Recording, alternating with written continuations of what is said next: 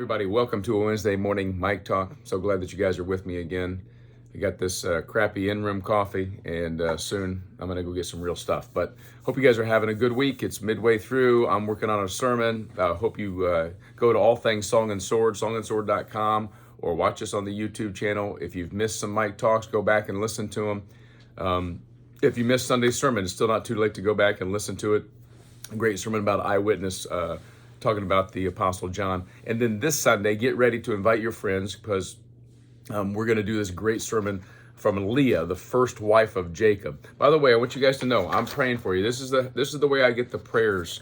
My daughter-in-law assistant, she sends me all these prayer requests, and I get to pray for you. Bob and Susie Miller, thank you so much for your encouragement. Jennifer Osley, thank you guys so much.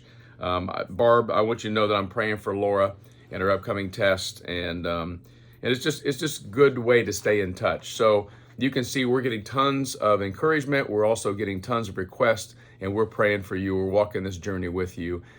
Today I want to go to Genesis 39, because it's the story of Joseph, and Joseph's story should speak to all of us, because I think we sometimes think that Joseph is just this innocent kid. Remember, Joseph was a little bit arrogant. He was the favorite son of Jacob, and he had the coat of many colors, and he kind of was braggadocious and prideful. But he does get dealt a very unfair thing. His brothers stage a death scene and tell his dad that here's the coat, it's got blood all over it, and this must be your son Joseph. Meanwhile, they had sold him into Egypt. And you think, well, things can't get any worse, right? And he starts working in this person's house, Potiphar's house, and he rises to prominence and leadership because God blesses him. But then the wife of Potiphar accuses him of trying to molest her, and he gets thrown in prison. And I think it's really important to go, man, can Joseph get a break? And sometimes you and I are asking the same things. Can we get a break? Can we just have a couple of days? Can we get healing for our kids or our grandkids? Can our marriage be better? Can we get a job? Can things just look up for us? Can all this pain go away? And I want to show you something that's happening in the life of Joseph. So Potiphar's wife accuses him. His master gets mad, throws him into prison. And look what it says, chapter 39, Genesis 39, verse 21. But the Lord was with Joseph. Actually, I'm going to back up to verse 20. Joseph's master took him and put him into the prison, the place where the king's prisoners were confined, and he was there in prison. But the Lord was with Joseph and showed him steadfast love and gave him favor in the sight of the keeper of the prison.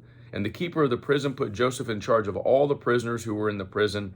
Whatever was done there, he was the one who did it. The keeper of the prison paid no attention to anything that it was in Joseph's charge, because the Lord was with him, and whatever he did, the Lord made it succeed. Have you ever considered, and maybe we should consider this more, that the place we are is exactly where God's got us, and He's not left us alone. Joseph is not alone. In fact, we get two really key things here that I want you to take into this Wednesday with you. Wherever you are, whatever your circumstance, however bad it is, here's what I know for sure. God's steadfast love has not turned away. The Lord was with Joseph and showed him steadfast love. No matter what it feels like today, God loves you, and His love is for you. And then the second part of this is God was with him and made him succeed. See, even if you're in prison, even if you're in slavery in Egypt, in Potiphar's house, God's got a plan to be there with you and to help you through that time, through that circumstance. This is what we're seeing in the life of Joseph. Joseph probably would rather have been in Canaan with his brothers and doing the shepherd thing like they were doing and having the favor of his father. But in fact, he was far away, thought to be dead, in a servant's house, then in prison, and you ask yourself, where is God in all this? Why would God let all that stuff happen? Well, here's the thing. God has a plan, and it's not going to be long before God's going to raise Joseph out of prison to make him the second in command in Egypt.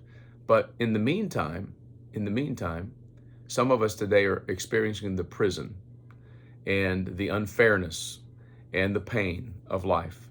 Here's the encouragement today. There is a God who loves you right in the middle of that. And there's a God who's right in the middle of that. and He's going to bless you. I hope that encourages your day. Keep sending us your prayer requests. We love you, and we love praying for you. God bless you. We'll talk to you soon.